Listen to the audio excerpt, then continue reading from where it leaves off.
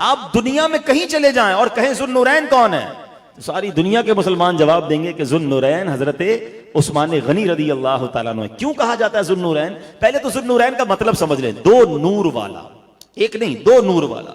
वजह यह बनी कि नबी पाक अलैहिस्सलातु वस्सलाम की साहबजादियां, दो साहबजादियां यके बाद दीगरे, हजरत रुकैया रदी अल्लाह ताला अन्हा और हजरत उम्मे कुलसूम रदी अल्लाह ताला अन्हा, यके बाद दीगरे हजरत उस्मान गनी के निकाह में आई, इसलिए उन्हें ज़ुन्नुरैन कहा जाता है। उलमा बड़ी प्यारी बात कहते हैं कि जब जिस नबी की शहजादी किसी के निकाह में आ जाए, वो नूर वाला हो जाए, तो मेरे आका के नूर का आलम क्या होगा। सुभान अल्लाह, नारे तकबीर, नाराए रिसालत। उलमाए अहले सुन्नत माशाअल्लाह, किबला शाह साहब भी तशरीफ ले आए हैं और शाह साहब के सामने बयान करना आसान भी नहीं है। अल्लाह इनको और जज़ाए खैर दे, बरकत अता फरमाए। तो माशाअल्लाह जी शाह साहब आइए। तो हजरत उस्मान गनी रदी अल्लाह ताला अन्हु, सुभान अल्लाह, इस कदर अजीम हस्ती हैं कि जिनसे हमें बहुत कुछ सीखने को मिलता है। ताजरान बैठे हैं, आप एक जबरदस्त बिजनेसमैन, मगर बिजनेस का माइंड कैसा था, अल्लाह अकबर। आज हम लोग सोचते हैं यार जरा ज्यादा प्रॉफिट मिले, कोई ऐसी आइटम बताओ जब मार्केट में किसी के पास ना हो, मोनोपोली मिल जाए और मैं बहुत पैसे बना लूं। हजरत उस्मान गनी रदी अल्लाह तआला की जिंदगी में भी एक ऐसा मौका आया। सैयदना अबू बकर सिद्दीक रदी अल्लाह तआला का दौर था, लोग उनके पास गए, कहा हुजूर मदीने में लोग इस वक्त भूख का शिकार हैं, अनाज की कमी है, परेशानी है। आपने कहा अल्लाह खैर करेगा, शाम तक कोई इंतजाम हो जाएगा। अब हुआ ये कि हजरत उस्मान गनी ने 1000 ऊंट ऑर्डर किए थे, 1000 कैमल्स। अच्छा, वो 1000 ऊंट अनाज के, गंदुम और अनाज उसमें वो आपने इंपोर्ट किया था, वो अनाज के 1000 ऊंट पहुंच गए आपके घर पर, आपके गोडाउन में समझ लें, आपके पास आ गए। अब जो मदीने के बिजनेसमैन थे, जो अनाज के व्यापारी थे, सब उनके घर पहुंच गए हजरत उस्मान गनी के। ट्राई टू इमेजिन, अंडरस्टैंड कीजिएगा, मार्केट के लोग बैठे, पूरे मदीने शरीफ में अनाज नहीं है और हजरत उस्मान गनी के पास 1000 ऊंट हैं, यानी आज की जबान में समझो कि 1000 ट्रक उनके पास अनाज आ गया। ठीक है, लोगों ने कहा हजरत हमने आपसे डील करनी है, ये हमें जल्दी से बेचें, लोगों को जरूरत भी है, हम मार्केट में जाके सेल आउट करेंगे, लोगों को अनाज मिलना शुरू हो जाएगा। आपने फरमाया मेरे घर के अंदर आ जाओ। आज हम भी ये करते हैं ना, कोई बड़ी डील होती है तो जरा कॉन्फ्रेंस रूम में ले जाते हैं। हजरत उस्मान गनी ने मदीने के उन व्यापारियों को अपने घर के अंदर बुला लिया, घर में बुलाया और उसके बाद फरमाया कि बताओ मुझे क्या प्रॉफिट दोगे, क्या नफा दोगे। तो ताजरों ने कहा हुजूर आप ऐसा करें 10 के 12 ले लें, 20% प्रॉफिट ऑफर किया। आपने कहा मुझे तो इससे ज्यादा मिल रहा है। कहा हुजूर आप ऐसा करें 10 के 13 ले लें। आपने कहा मुझे इससे ज्यादा मिल रहा है। अच्छा आप 14 ले लें। करते करते वो 10 के 15, 50% प्रॉफिट देने पे आ गए। आपने फरमाया मुझे इससे भी ज्यादा मिल रहा है।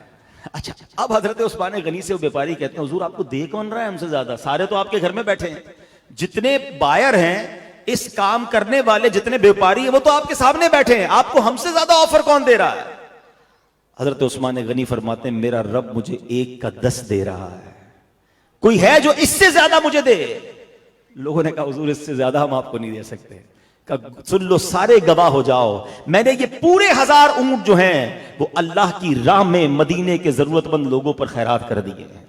That was the right time. हालांकि कारोबारी माइंड ये कहता है ये बेहतरीन मौका था करोड़ों रुपए उस जमाने के कमाने का, जो रेट बोलते लोग खरीदते, मगर आपने नजर दुनियावी नफे पे ना रखी, आपने आखिरत के माल पर और आखिरत की जजा पर, अल्लाह की उस वादों पर यकीन रखा और आपने अल्लाह के बंदों पर खैरात कर दिया। मेरे बीच इस्लामी भाइयों, ये एक बार नहीं हुआ। इन द हिस्ट्री ऑफ सैयदना उस्मान गनी रदी अल्लाह ताला अन्हु ये वाकयात भरे हुए हैं। अल्लाह करीम ने आपको नेकी कमाने का ऐसा जज्बा दिया था कि आप तलाश करके नेकी किया करते थे। आज हमारे कारोबार में हमें पता चल जाए कि फला कारोबार में बड़ा नफा है, अच्छा खासा चलता कारोबार छोड़कर उधर जम कर जाते हैं। अरे कपड़े का व्यापारी ऑयल में किधर से चला गया, अरे भाई ऑयल में आजकल बड़ा नफा है। अरे आप तो ऑयल का काम करते थे, दालों का काम कैसे शुरू किया, अरे आजकल चने इंपोर्ट कर रहा हूं जनाब, बड़ा फायदा है। जिधर नफा उधर हम दौड़ते हैं। जायज तरीके से करें, मना नहीं है, लेकिन क्या कभी नेकी के लिए ये जहन बना कि यार इधर नेकी बड़ी मिल रही है, आजकल मौका है नेकी कमाने का। जैसा लास्ट ईयर प्रॉब्लम आया था,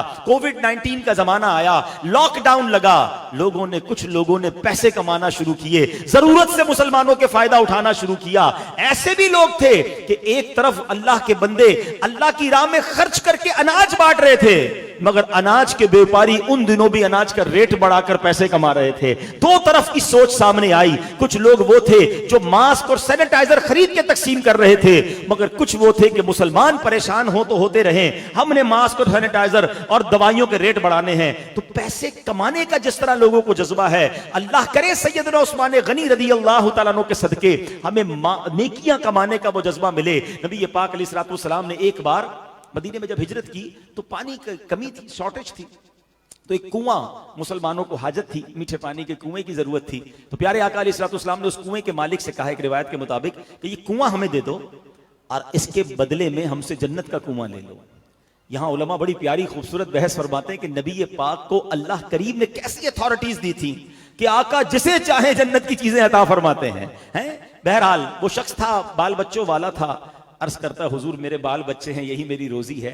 गोया उसने ये ऑफर कबूल नहीं की, मगर सैयदना उस्मान गनी रदी अल्लाह तआला को कोई खबर मिल गई है, हालांकि आप जन्नती हैं, नबी पाक के साथी हैं, किस कदर क्लोज रिलेशन है नबी पाक से, मगर नेकियों की हिर्स, जिस तरह हमारा चलता बिजनेस भी हो और कोई प्रॉफिट नजर आए, हम कहते हैं यार बहुत कारोबार है, नहीं यार वो भी काम कर लेते हैं। सैयदना उस्मान गनी फौरन नबी पाक अलैहिस्सलातु वस्सलाम के पास हाजिर हुए, अर्ज करते हुजूर जो ऑफर उसको दी है वो मेरे लिए भी है, क्या हुजूर मैं भी अगर वो कुआं खरीद कर मुसलमानों के लिए वक्फ कर दूं, मुझे भी जन्नत में कुआं मिलेगा? नबी पाक अलैहिस्सलातु वस्सलाम ने फरमाया, उस्मान ये ऑफर तुम्हारे लिए भी है। आपने कुआं खरीदा, जिस रेट में मिला वो खरीदा और मुसलमानों के लिए वक्फ कर दिया।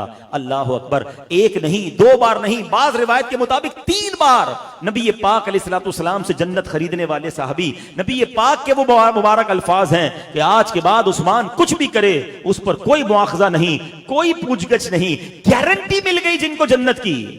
मगर क्या उसके बाद नमाजें छोड़ दी, उसके बाद जिक्र अस्कार छोड़ दिया, उसके बाद अब आराम करने लग गए? अरे फिर भी रोजे हैं, फिर भी रियाजतें हैं, फिर भी खौफे खुदा में आंसू हैं, रात रात भर सजदे हैं और दिन में रोजे हैं।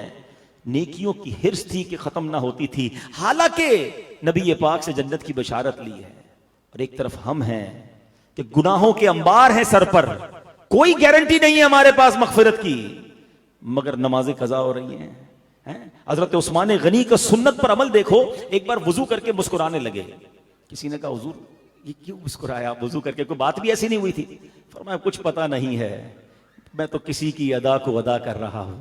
मेरे आका ने यही वजू फरमाया था और वजू फरमाकर नबी पाक ने मुस्कुराया था, बस मैं आका की इस अदा को अदा कर रहा हूं। सहाबाए किराम तो उन सुन्नतों पर भी अमल करते जिन पर अमल करने का हुक्म नहीं था, मगर हमें तो डायरेक्टली जिन बातों का ऑर्डर दिया गया, हुक्म दिया गया, आज उन पर भी हमारा अमल नहीं है। अरे 1.5-2 महीने पहले की तो बात थी, हम सारे ही नमाज पढ़ रहे थे, रमजान में तो सब पढ़ रहे थे ना।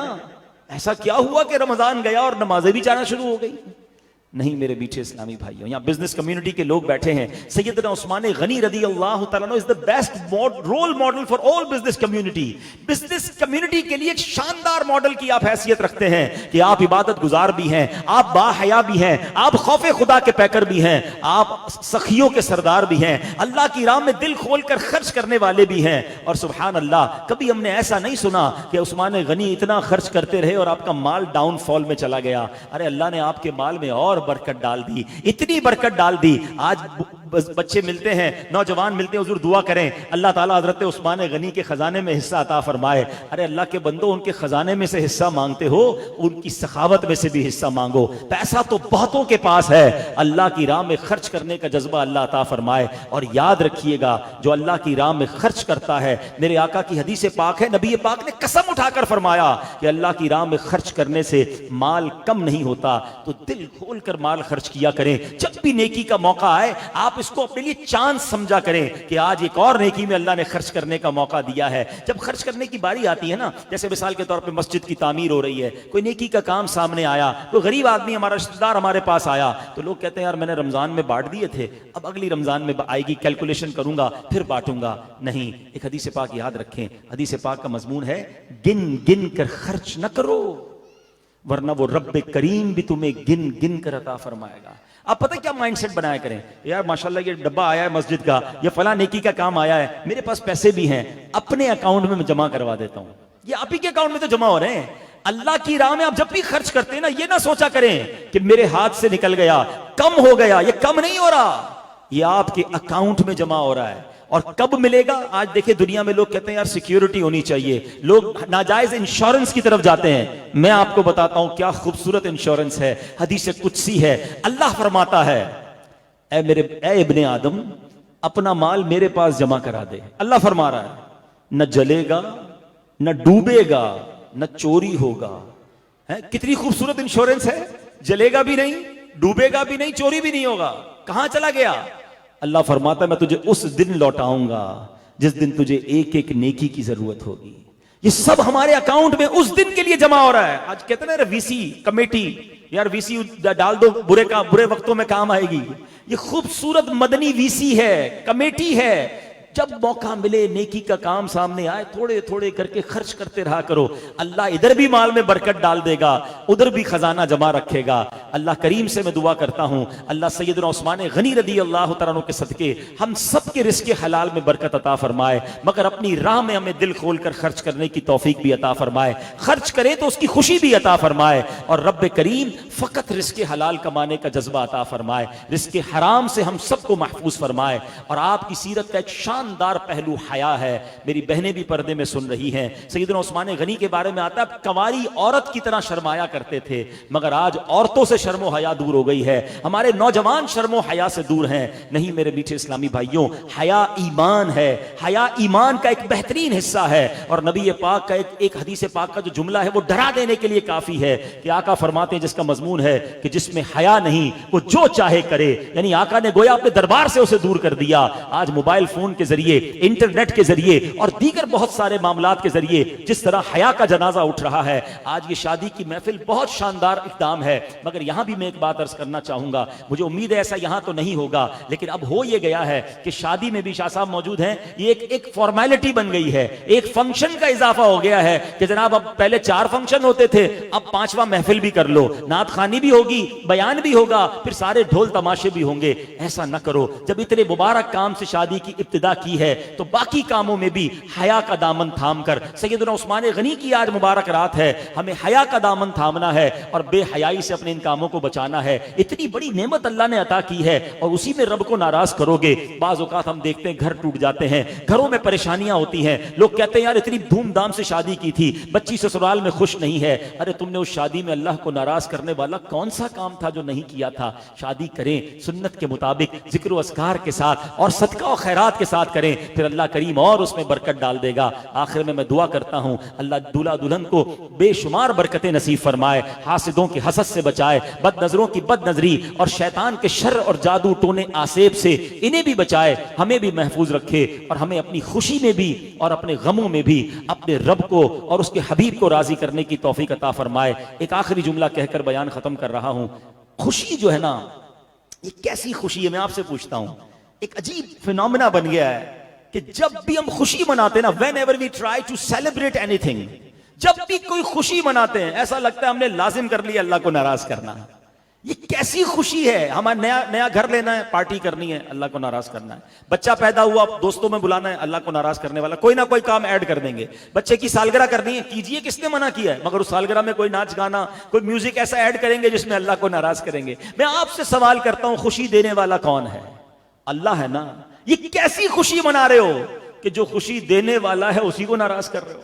आज से एक नियत कर ले मेरे सारे भाई, मैं हमेशा जब भी खुशी मनाऊंगा ना तो ऐसी खुशी मनाऊंगा कि मैं भी खुश हूं, मेरे दोस्त भी खुश हों और मेरा रब भी मुझसे खुश हो जाए। ऐसी खुशी नहीं मनाऊंगा कि मैं तो एंजॉय कर रहा हूं, मेरा रब मुझसे नाराज हो रहा है। वो खुशी नहीं है, वो बर्बादी है। अल्लाह करे दिल में उतर जाए मेरी बात। अल्हम्दुलिल्लाह ऐसी प्यारी बातें दावत इस्लामी के इस नेक माहौल में बताई जाती हैं। मदनी चैनल देखते रहिए, इस तरह के मजीद बयानात सुनेंगे तो हम सबको सीखने का मौका मिलेगा। अल्लाह करीम हम सबका जमा होना अपनी बारगाह में कबूल फरमाए। आमीन बिजाहिन नबी अमीन सल्लल्लाहु तआला अलैहि वसल्लम। सल्लु अलल हबीब